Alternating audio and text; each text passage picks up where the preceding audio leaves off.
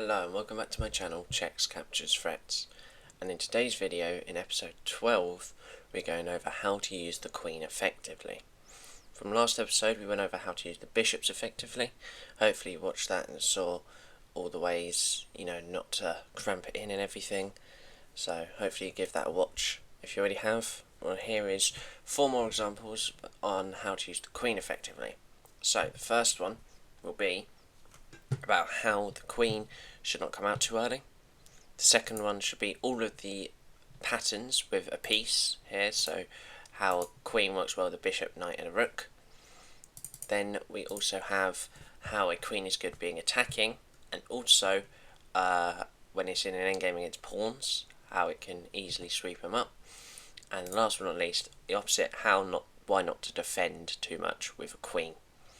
So hopefully you understand what we're going over, and here is the first example.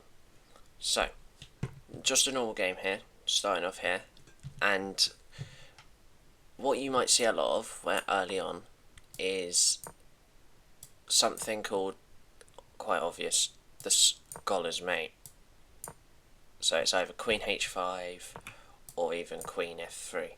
But firstly, this is where it's already getting the queen out, which in this scenario obviously it's looking at mate in 1, quite obviously known as the scholar's mate. But after a move just like g6, obviously it can't take, there's a normal trick there, but we've got the knight out here. It just has to go back, and it's going to try again for mate in 1, but then we can block with the knight. And as we see here, white has wasted one move there and then another move here with his queen, blocking his knight in now, while black has now gained a tempo. We would say he's gained the speed back to be level with white. So now he's got both of his pieces out, whereas technically only one piece out for white with just a bishop, because the queen will probably be moving around a lot later on around this line. And black has other ideas now, it's got that, whereas white's just cramped.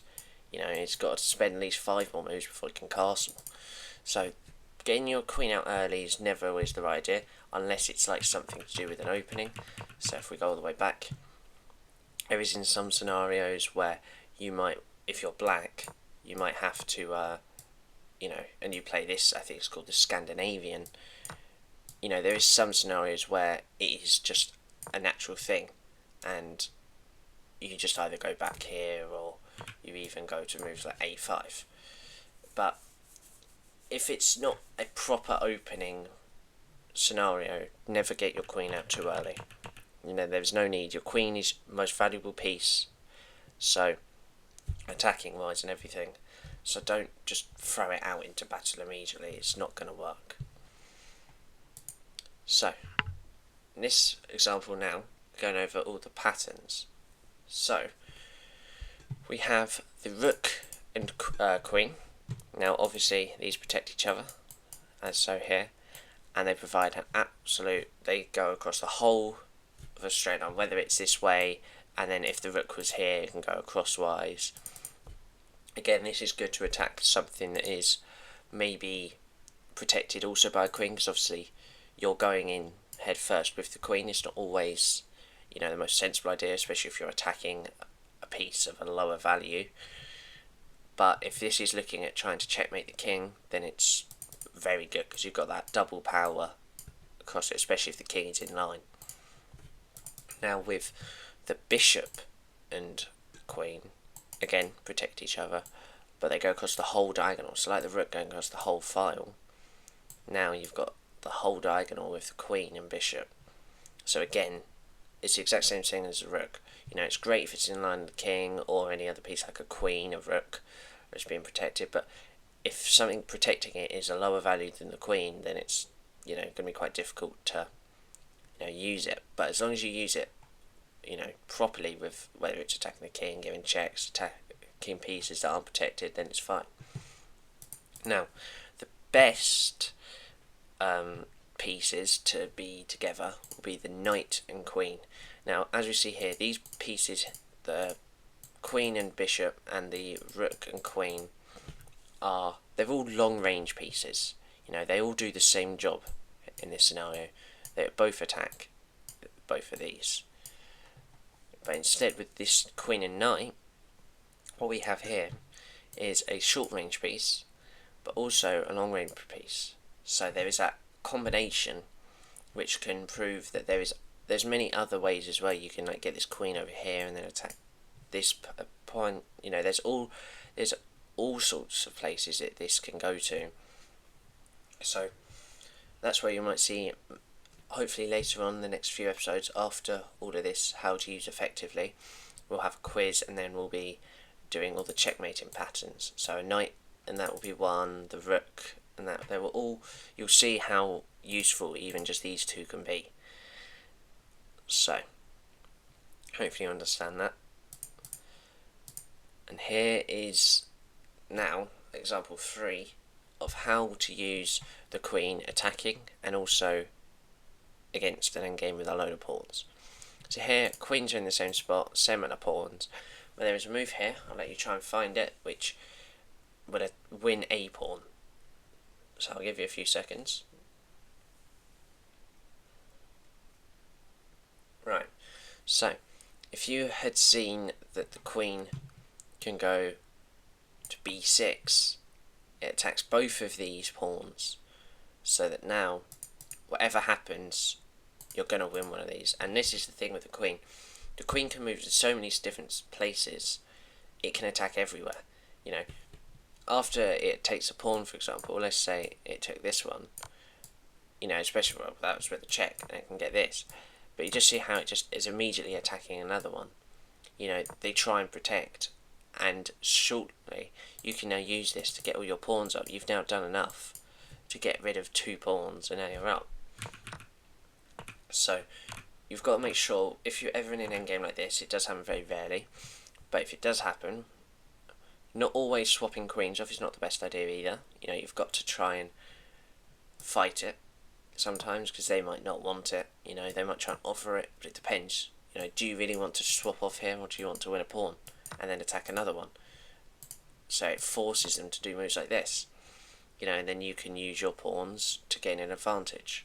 So it's just weighing up the ideas of what you want to do against the pawns in these sort of endgames where you want to swap off because you might have a better pawn structure, or you have an extra pawn, or, you know, your queen might be better than hit theirs, because right now this queen can only go to a select few squares, whereas this queen has that whole diagonal plus this file.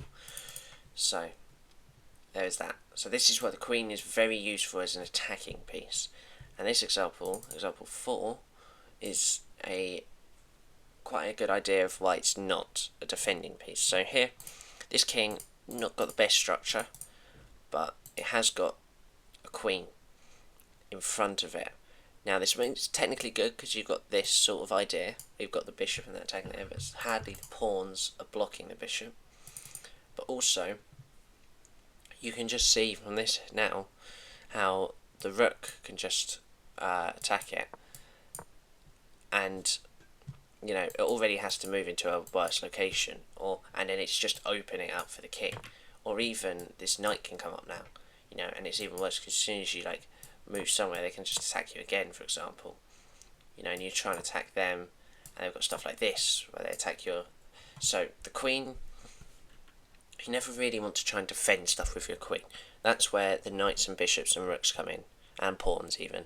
Every other piece, other than really the queen, should really be the protecting piece. So, as long as you get that. That shall be it for today's video. Next episode we'll be going over how to use the king effectively. So it's the last one of this. Then there'll be a quiz. It'll be a shorter quiz than the first quiz we did. But just to clarify what we went over, so make sure not to get your queen out too early, so that you know it doesn't get chased away immediately. We do not want this. It just looks bad for us. You know, we're already down, as the engine says. So just because we've got this queen blocking every piece, and it's just not good. Then in the second example, we went over how the combinations work. So with the knight and queen, with a bishop and queen and a rook and queen. So how they all obtain different lines, files, diagonals. There. Third example, we went over how a queen is good in attacking and how it can be quite easy to get away with pawns that are not protected, or backwards like this, or double pawn like this, or isolated.